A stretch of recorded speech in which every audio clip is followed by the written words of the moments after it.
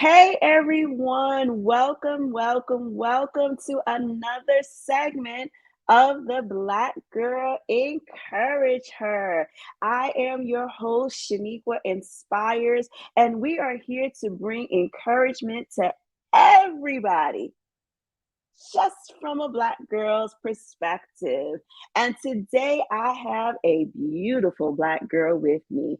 I'm telling you, I had the opportunity and pleasure to meet her in person, and her spirit just captured me. So I knew for a fact that I wanted to bring her on as a guest for this series of the Black Girl Encourage Her, because she's all about that encouragement. So, welcome to my sister friend, the lovely Debra Daniels. Hey, girl. Hey. Hey, how are you today? Thank you for I am blessed. I am blessed, and all the more blessed because I have you here with me today. what an How's everything going with you? everything is going well, trying to work my way through this, the winter months here. I live in the Midwest. And Okay. so today we have low frigid temperatures here. I think it's about 6 degrees.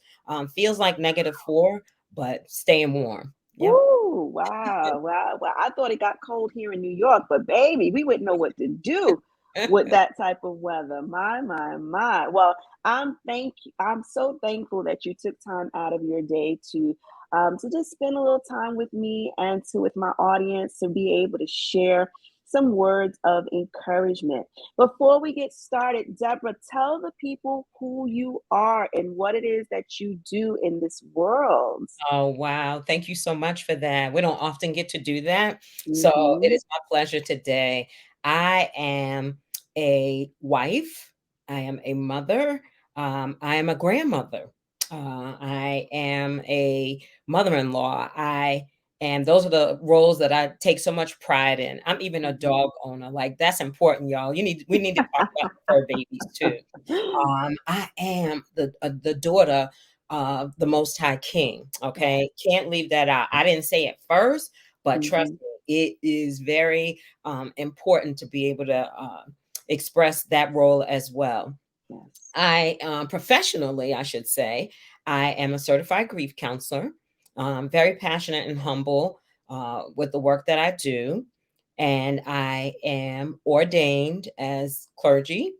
I am, let's see, always actually another ministry or a ministry that I take much pride in doing as well is hers. It's Mm. helping each reach success. So I take pride in encouraging others and helping them reach the success in whatever area it is that I'm able to help. So those are some of the things about me.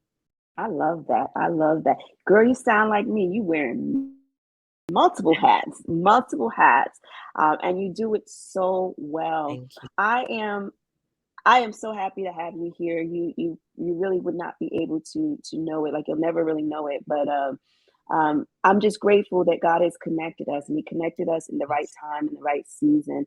So I'm really grateful to have you here. And one of your specialties is in grief, right? And we all struggle with grief from time to time. Can you get us started and share with us a little bit about your experience with grief? Absolutely. And you are so right. We all experience grief from time to time. We Mhm. may not realize it or understand it, but we do. My grief story began, I would say, back 9 years ago. Mhm. Grief to the point where it affected me, spiritually, physically, emotionally, just life changing. And I Mhm. say that because, of course, you lose great grandparents, grandparents, aunts, and uncles. I even lost a brother back in 1980. And during that time, I didn't recognize grief, I don't even think at the age of 30 even thought about the word grief or heard the word grief because in our culture, we just don't talk about it, Mhm. in the sense. But fast forward to now, now have a better understanding, and of course, with God being in the midst of it, Right. my understanding and the reason why I do what I do today has all come to fruition. So, with that said, my parents passed 9 years ago, 3 months apart. Lost my dad first, and my mom would die, I believe, of a broken heart Mm. 3 months later. And so Mm. I would journey through this experience that I had no clue. This didn't happen when my brother died. Mhm. So think of it this way: who do you grieve? Do you grieve your dad, or do you grieve your mom? Wow. To deal with those type situations. So navigating through it, and really grief takes a toll on you, physically, because grief is internal. Mhm. The things that I was experiencing, I was on anxiety medicine, it's just so much, Mhm. how it affects your body, and what it does to you. It causes you not to be able to eat, Mhm. sleep, even think at times. I remember when I returned to work after my mom's passing, got to work and just sitting there, just basically staring at the computer screen, because Mm. functioning, just thinking, I can't call her today. I can't call them today. Just my life is so different. So grief is, well, I should say loss. And then the grief associated with loss Yes. is overwhelming, and it's there's insurmountable pain associated with it. And so I went through. When I tell you I Mm. went through. I tell I look back now, and it's probably when I was my most unhealthiest, and I say Mm. that because of I gained so much weight. I just didn't look well when I look back at pictures now. And Mm. I remember the day, though, that God said to me, it was probably like 3 years in, and he said, "You will no longer grieve your parents the way you're grieving them." And I'm saying it, and I'm kinda chuckling as I say it, because, yeah, that's what God said. Mhm. I didn't understand it. It's like, "Wait, but those were my parents. Isn't this what I'm supposed to do, is go Right. through this?" And so, what I didn't know is, because the work that God had for me to do was tied to this experience. Yes. And, he would want me to, when I got to a point and I started understanding and taking the time to read, and to, just make myself, just understand the things that I was going through, that I would be able to help others, possibly those who were ready to journey through, in a way to get to the other side, as I have done. Right. Um, and so, of course, I still think about my parents. Of course, I still from time to time shed tears Mhm. thinking about them. However, I have learned to live without them. Mm. I have learned Mm. to go on and live their legacy. I Yes. have learned to continue to tell stories and let their memory, even through my grandkids, sharing stories, the ones that didn't really know my parents. Mhm. There are photos of my parents up in my home, and they have questions, and I answer the questions, Yeah. um, those type things. So, fast forward, I still didn't see it coming, even after God spoke those words to me. And I continued to, go through. And I was matriculating through seminary. And I was ready to do my capstone. This was in 2019. And I Mm. remember it was the night before. I still didn't have my presentation ready. Mhm.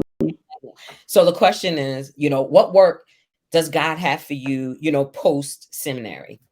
Okay. I could have said the things that I was already doing. Women's ministry, youth ministry, maybe finances. What about the praise dance? Oh, yeah, I could have done those type things, but that wasn't it. God dropped it in my spirit. It's grief. What? Mhm. Grief? What? Yeah. So I had to, I with the help of the Holy Spirit, crafted this presentation.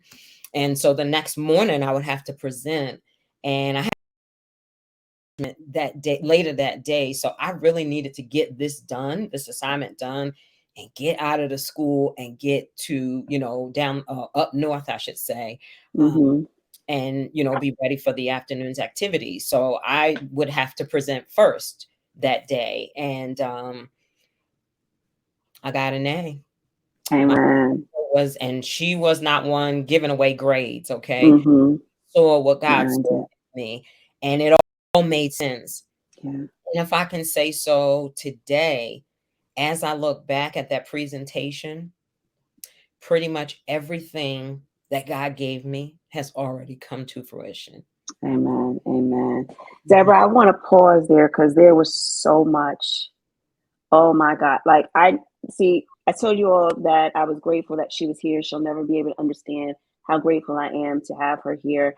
And like the Holy Spirit, like I'm hearing the Holy Spirit so clearly, and like there's so many bits and pieces that from when you were speaking and you were releasing, it was just, I was having like these epiphanies Mm, in my head. And for one, you mentioned the word capstone. So when we talk offline, we're going to have to talk about this word capstone. So okay. don't let me forget that. But like I'm saying, and this was something that I heard God speak to me years, Mm-mm. years ago. And Wow. so when you spoke, it like literally flashed in my head, and I'm like, whoa, I know that's the Holy Spirit.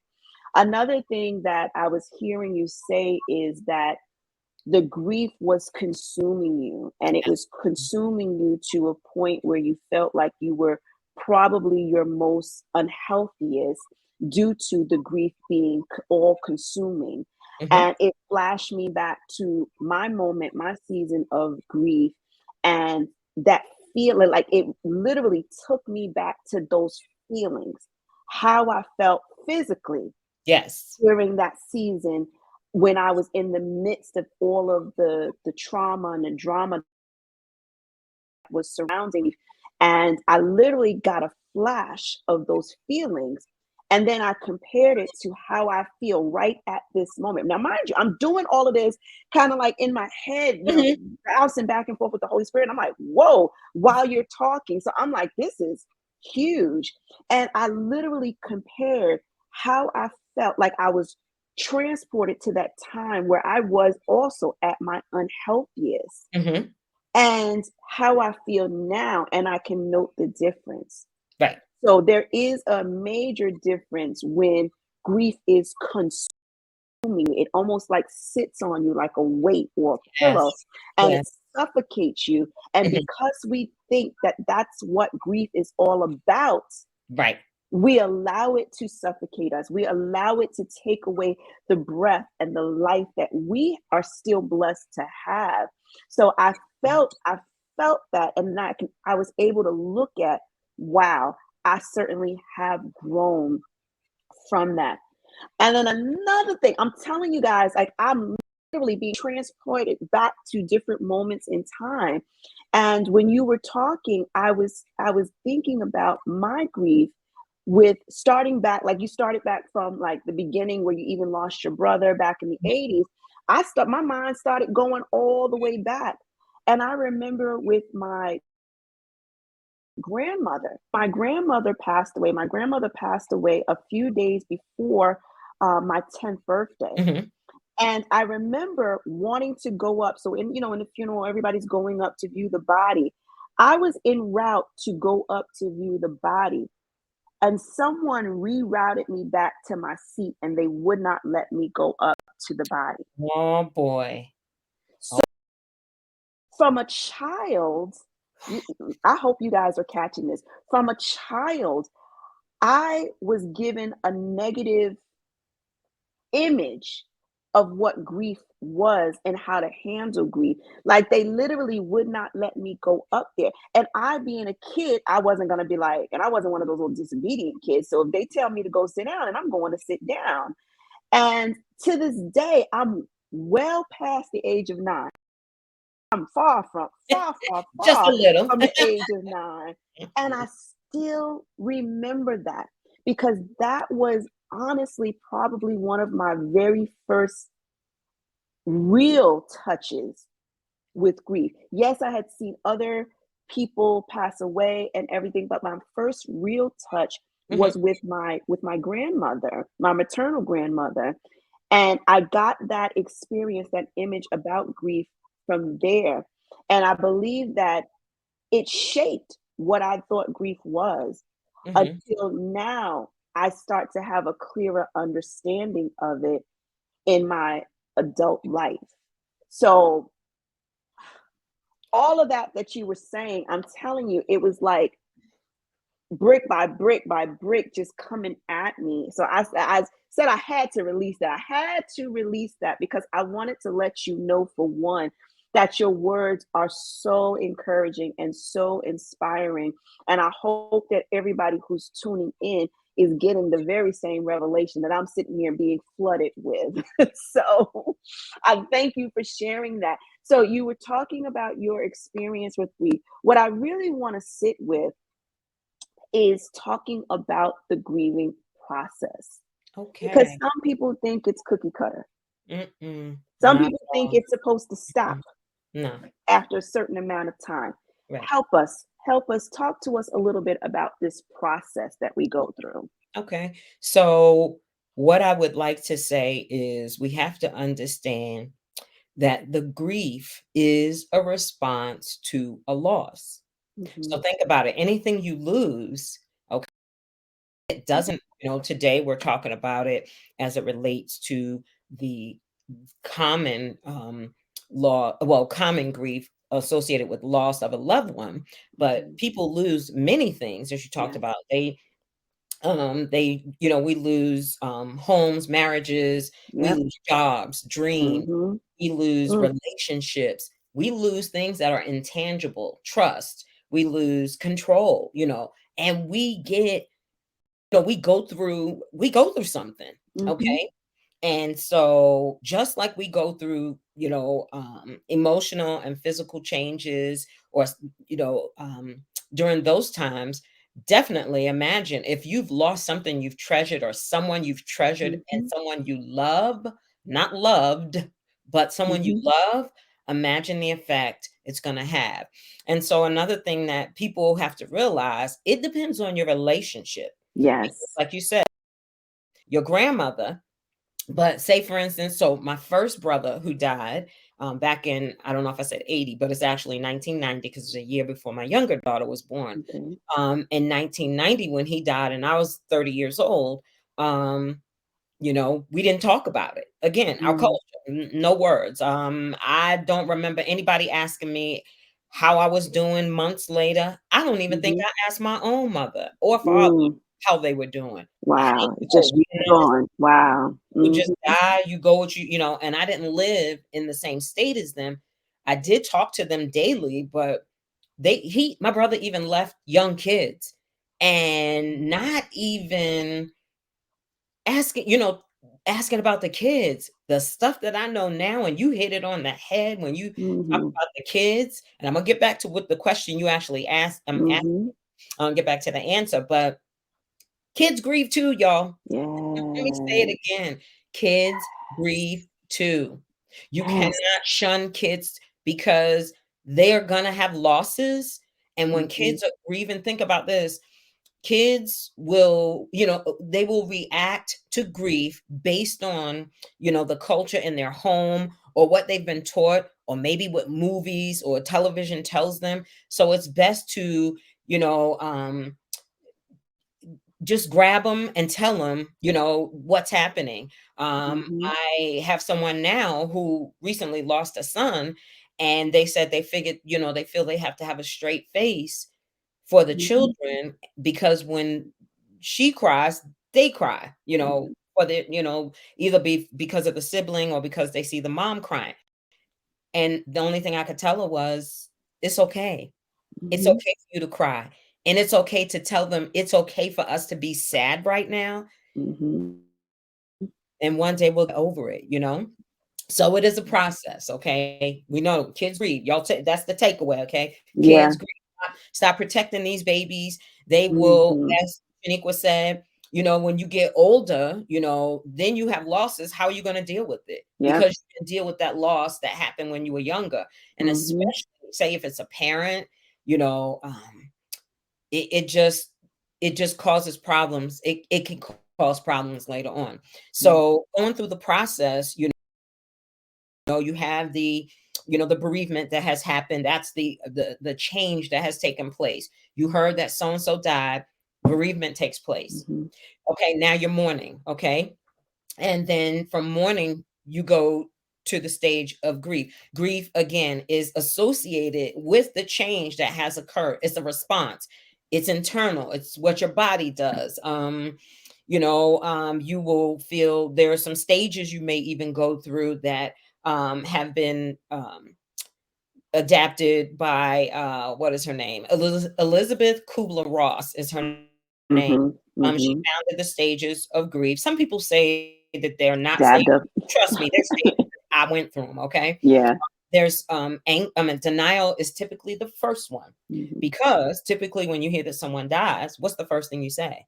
No. No, Mhm. unless it was an expected death, but you're still not okay with it. Okay, Mhm. typically denial is the first stage, and then from there, those and actually even denial can even come back around at some point. Sure can. Go through the stages all in a particular order. You may not Mhm. even go through any of the stages. You may be going through two stages at one time. So if you feeling, if you felt, I'm sorry, you've experienced denial, but then you start feeling angry. You could be angry at the doctors. You could be angry at God. You can be angry at the deceased. Yes, Yeah. the deceased, because you're Mhm. angry. How could you leave me, with, and if it's a child with a parent, they're angry because they could be angry because their parent left, and that, just all the thoughts that come into mind and into play. If it's a spouse, you could be angry because you had hopes and dreams of things to do, move to a new state after retirement, whatever the dream is. Once the kids left the house, we were gonna do take a trip around the world. Those Mhm. dreams are no more with that person. The next stage that you can experience can be, and I'll put these two together, is anxiety and depression. Mm. You already know that for Mhm. itself. You get Mhm. really in a funk, in a fog, Yes, I know. the not eating, the all the stuff that comes with depression, not sleeping, just really the focus not being able to function. Okay, Mhm. on a day to day, and is recommended to don't make any major decisions when you're Mm. going through the grief process, when you're really, going through, a rough time, or it's very overwhelming, because, you should not make a permanent decision based on temporary feelings. That's Okay. right. And Mhm. so, you might go through the anxiety and depression. Then there's bargaining. And Mhm. people bargain with God. They try to, if they will only come back, or if they had only, or take Mhm. me, God, instead of taking them, especially maybe if it's a child and a, Yeah. a parent losing a child kind of thing. And then the last stage that Elizabeth Kubler-Ross discovered in persons is acceptance. Acceptance. Moving on, accepting the loss, adapting to it, and moving along in your new life, your new identity. David Kessler is a renowned grief expert, and he has written a book called Finding Meaning. And I've been, Mhm. reading this book, and finding meaning, he said, is another stage. And I believe that too, y'all. Why? Mhm. Because I'm living Mhm. it. Yeah. This is it. The Yeah. work that I do, finding, God speaking to me back, I'd say in 2000, I guess it was 15, 16, and saying you will no longer grieve your parents. Mhm. Me moving forward, following what the spirit said that night with the grief, and here I am today, a certified grief counselor. Did I say I used to work for Department of Agriculture and I was in finance? That was my past life, when Totally my different. parents were Yeah. alive. And so now here I am. Wow. Never saw this coming. And I do it, like I said, very passionate about it. I want to see Hmm. people understand what you're going through. You're gonna go through it, Yeah. because that's what happens, as I mentioned, when we have a loss. Yeah. Um, However, you can get through it. You can go through it in a healthy way. There's a balance. Some days may be good, some days not Hmm. so good, ebbs and flows. You got to remember Yeah. that. But you can get to the other side and begin, rediscover yourself, find, a new thing that you didn't even know you could do. Um, Yeah. because some people have, especially in situations when it's a spouse, one spouse may do all of the, chores for the house with the children, the checkbook, making all the reservations for travel, all of that. And if you lose a spouse, now in your new life, this is all on you. Yeah. And you have no clue. You are Yeah. so lost without this person. And That you have a choice. imbalance. You're Yeah. either going to, learn how to do it and live the legacy, or you just kind of drown in it and just, live in that way. Now, Deborah, you hit on some key points again, but what really stood out to me is the fact that you started out by saying that it starts with the loss, Hmm. and then grief is the result of the loss. And you Yes. mentioned some of the things that we lose: relationships, jobs, dreams, even that was so impactful. And here's the thing that I've seen and I've even done in my own life is that we don't allow ourselves to grieve Yes. those things. Hmm. We only think grieving is a process that should be reserved for the death of a loved one. However, that process that you were speaking of and that the body has to experience in order to get to that place of where they can find meaning, where they're finally accepting. In order to get to that place, I think that we should probably apply certain principles to everything Yes. that we've lost, Hmm. whether it's a job, whether it's a relationship, a friendship, whether it's a home.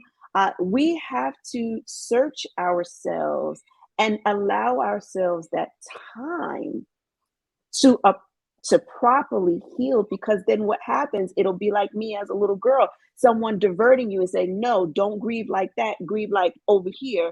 And what it does is it diverts us and we start to create these characteristics in our life where Yes. we avoid. So if this hurt happens, instead of figuring out the why, the who, what, when, where, or whys on it, we jump and just turn to something else.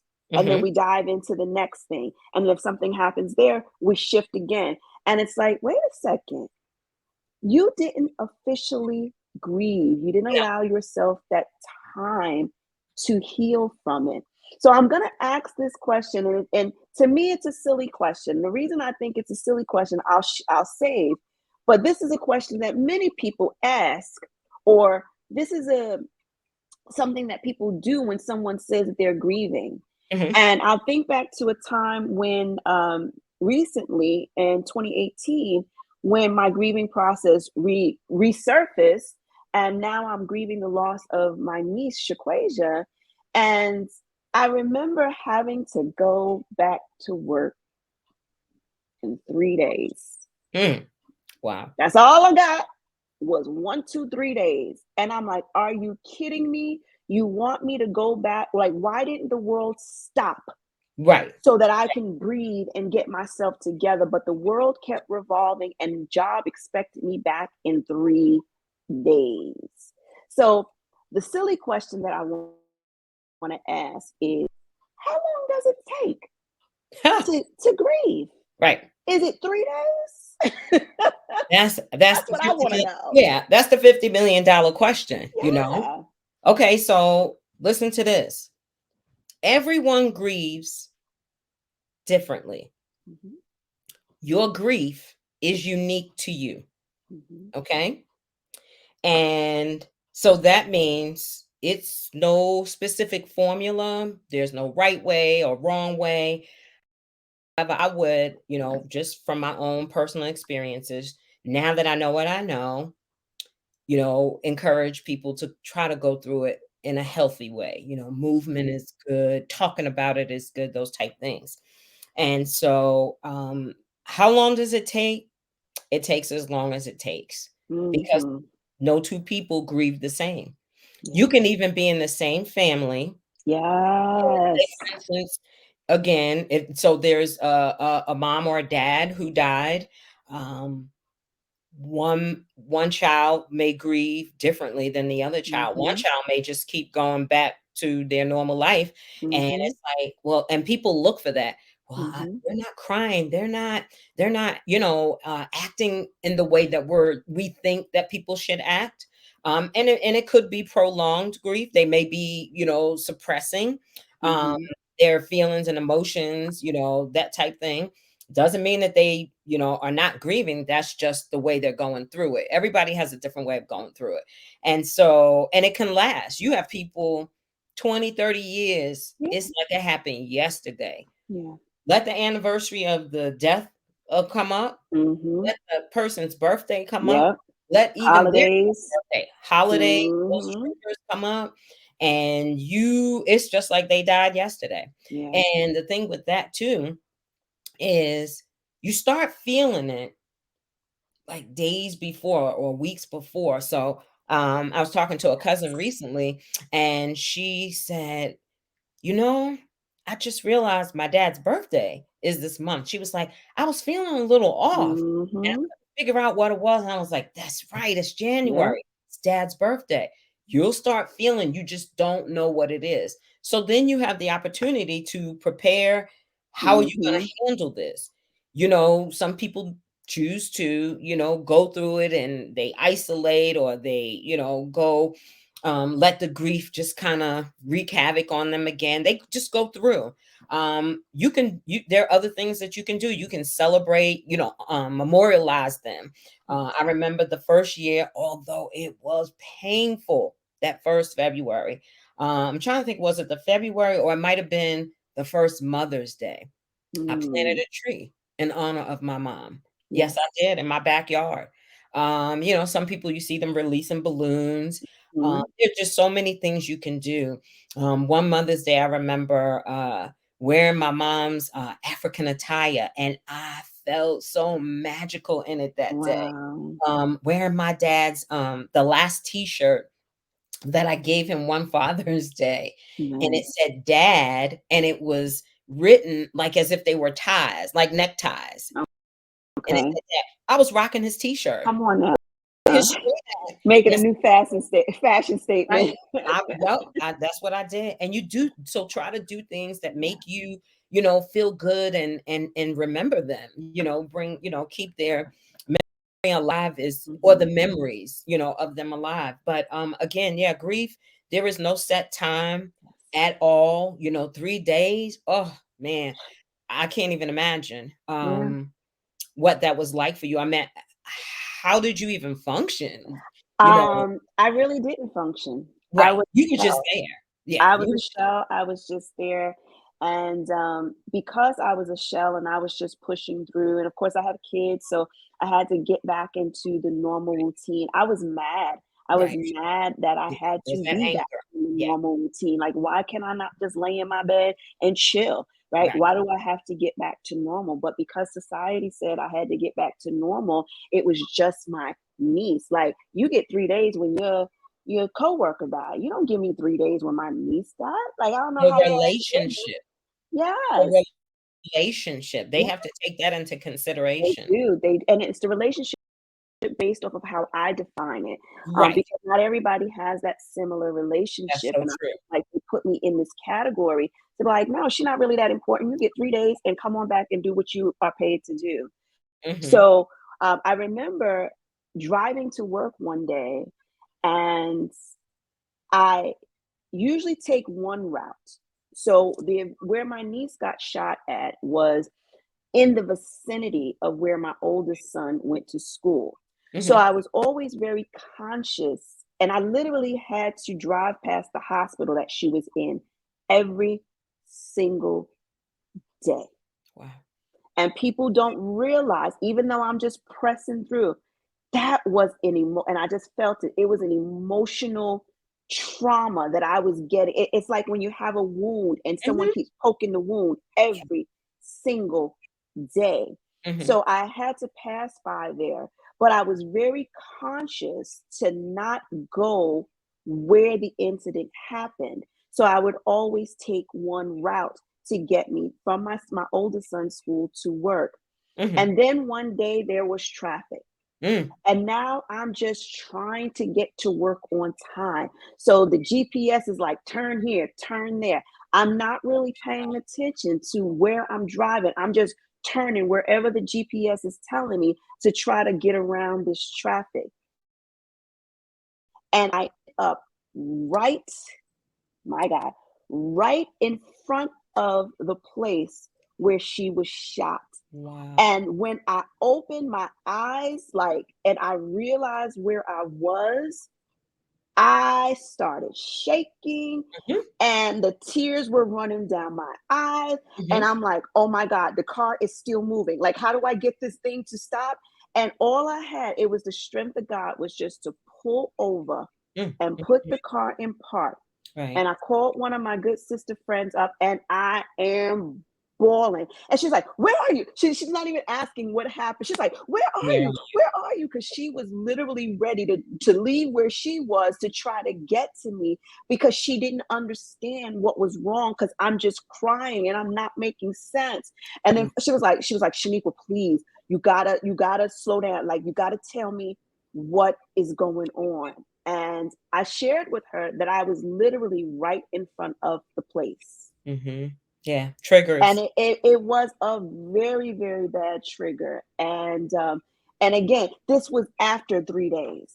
Okay. So we have to honor ourselves and our process.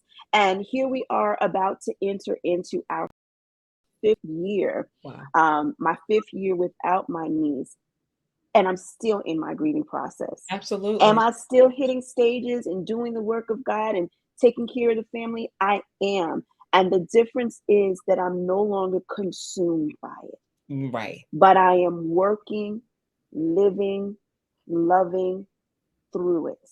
Right. That's so good. So you're not, and what you're saying is you're not in active grief. Hmm. However, you have adapted to the loss and you have, rediscovered or continued, even in maybe your niece's honor, Hmm. to move on and continue to do the work and live, like you said earlier, to live your life, Yes, to live, those type things. It doesn't mean that you don't love her. It doesn't mean exactly. you've forgotten about her. I'm sure every opportunity her name comes out of your mouth, Mm, her always. pops to your memory, and Yes, just so many things remind you of your niece, even if you're still driving in that area. yes. But now you're able to drive by, and you may have an emotion or feeling, but it's not as it's It's not not as as raw as it's not that as raw first as it moment. was before. Yeah, Thank you for that. yeah, Yep, absolutely. absolutely. Yeah. And I actually have gone back, because I'm a glutton for punishment sometimes. Because that totally took me off guard. Yeah. So I wanted to be guarded, and I'm like, we're gonna do this one more again, right? Right. Because we're not gonna let this breakdown happen again. So I Mhm. did go back purposely, and I Mhm. actually got out the car and I walked up to the place, to the spot, and I prayed and I Yes. prayed and I Yes. got back in my car and Yeah. I was done. Yeah. That's Right? powerful. That's powerful. Yeah. That's So powerful. sometimes we gotta confront. That's We it. gotta confront sometimes. Yep. But I am Bills. yeah, honey. Yeah. And just thinking about it, I'm like, wow, I didn't know how strong I was, but I sure did Mhm. do that. I Mhm. Mhm. sure did. I cannot allow grief to consume me. I That's right. cannot allow grief to stifle the life that God has blessed me with. And I Right. know for certain that whether it's my grandmother or my niece, I know for certain that they would not want me That's it. in That's this it. kind of a chokehold. Yes. So I am excited about what it is this conversation is doing, because like I said, it's doing something amazing in me, and I really do hope that everybody watching, although it's a painful, you might be flashing back, tears might be coming to your eyes, but it is a necessary It's conversation to necessary. have. Mhm. And Deborah, I know that help people continue this conversation. So Yes. tell people how they can stay connected with you, and maybe get some assistance from you to go through this process. Absolutely. So you can reach out to me. I have established Garden of Grief Healing LLC, and you can go to my website, which is www.goghcs.com, and there you can send me a message to make an appointment. I provide service for basic grief and loss. If you are more having what is it if your grief is beyond the normal, well, there's Mhm, nothing normal about grief. However, if you um maybe depressed to a point where you need medication or other services, I will refer you out to someone else. But the basic emotions, sadness, really just trying to navigate through, but you just need somebody to talk to. You need someone to listen, which is very mhm, important. You need someone to to help you recognize the stages. If you need someone to help you, just kind of understand what it is that's happening, and you want to do the work to mhm, get to the other side of this, as Sheniqua yeah, mentioned, and as I've mentioned, get to the other side, whether you find meaning in it or not. That's the work that I do. And so you can find me, visit my website. My Facebook page is coming very shortly. I will be hosting a grief retreat in oh, the works of it. It's going to be a virtual platform this spring. So you'll be able to find out information on that, even on my website. And I'm mhm, also going to start grief support groups virtually as well. There's so awesome, many people who need to be in rooms with other people experiencing what they're mhm, going through, and to let you know you're not alone. And then sometimes, others may share something that you're experiencing and or may not have experienced. And when you do, you may hear from their story how they dealt with it, how they got over that moment. So the grief support group is just, a peer group, and it's just on a virtual platform where anybody can join, and you'll be able to, what you need so that you can move on and, with your life, and mhm. yeah, become well. I love it. I love it. I love it. Deborah, thank you so much for just those powerful words of guidance and encouragement. And I certainly know that I have been blessed, and I feel like I've taken another step in my grief process Absolutely. just from this conversation alone. So, again, I say thank you to you. You all make certain that you check out her website. And Please. Deborah, when you get that information about your event, your grief Yes. retreat, please make sure you share that with me. And I'm going to add it in here so that Mhm. everyone will be able to get that information and make the decision, make the choice as to whether or not this is something that they want to dive into. So, again, thank you so much. Everyone, I hope that you have enjoyed this segment of the Black Girl Encourage Her. I am again your host, Sheniqua Inspires, and we are bringing forth encouragement for everyone just from a Black girl's perspective.